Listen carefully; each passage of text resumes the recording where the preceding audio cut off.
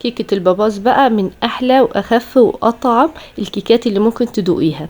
لا هي شاربة شربات كتير زي البسبوسة ولا هي زي الكيكة العادية.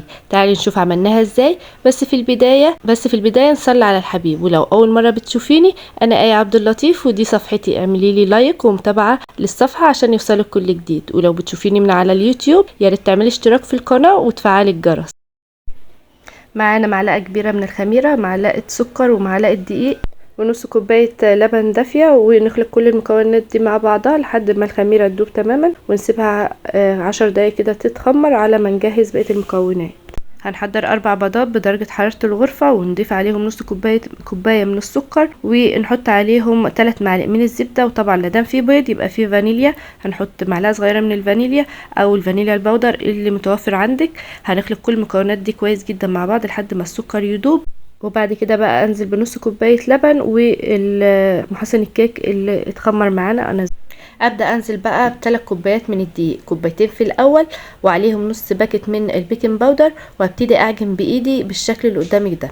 اول ما الدقيق يبتدي يختفي هنزل بالكوبايه الثالثه واكمل عجن لحد برضو ما تختفي ويوصل للقوام اللي قدامك ده. بيبقى زي عجينه الزلابيه كده تقريبا او اتقل بسنه. واسيبها بقى لحد ما تتخمر. وكيكه الباباز بتتخمر على مرتين. وعلى ما الكيكه تخمر تعالوا نعمل الشربات. معايا كوبايه من السكر وكوبايتين من الميه، وهضيف عليهم عود من القرفه وشرايح ليمون، ولو عندك برتقان هيكون افضل واحسن طبعا. وهرفعهم على النار واسيبهم يغلوا حوالي 7 دقايق. وبعد كده هنزل الشربات واسيبه يبرد تماما لحد ما الكيكه بتاعتنا تخرج من الفرن.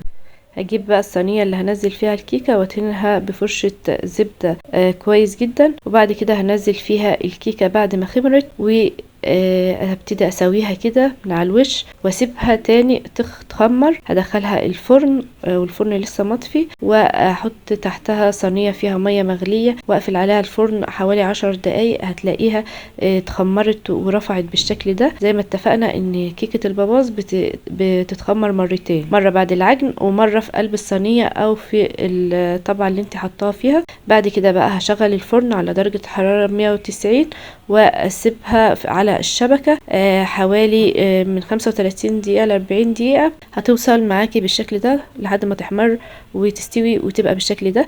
هعمل اختبار التسوية، هنزل فيها عود خشب كده من النص، لو طلع نضيف يبقى هي كده تمام واستوت. ابتدي بقى اشيل القشرة اللي على الوش دي بس كده بسكينة عشان تشرب الشربات معايا، وممكن نسيبه عادي. بعد كده بقى ابتدي اسقيها بالشربات. الكيكه هديت عندي والشربات طبعا بارد. وبعد ما تشرب الشربات كده هبتدي اقلبها وازينها. انا زينتها بكريم شانتيه، وكمان كان في صوص شوكولاته كده حطيتها عليها. انت ممكن تحطي بقى فاكهه، تزينيها بالزينه اللي تحبيها وتقدميها وبألف هنا. يا ريت بقى ما تنسيش تعملي متابعة للصفحة واشتراك في قناة اليوتيوب، ويا ريت تشجعني بكومنت قمر زيك يا قمر، ويبقى ألف هنا.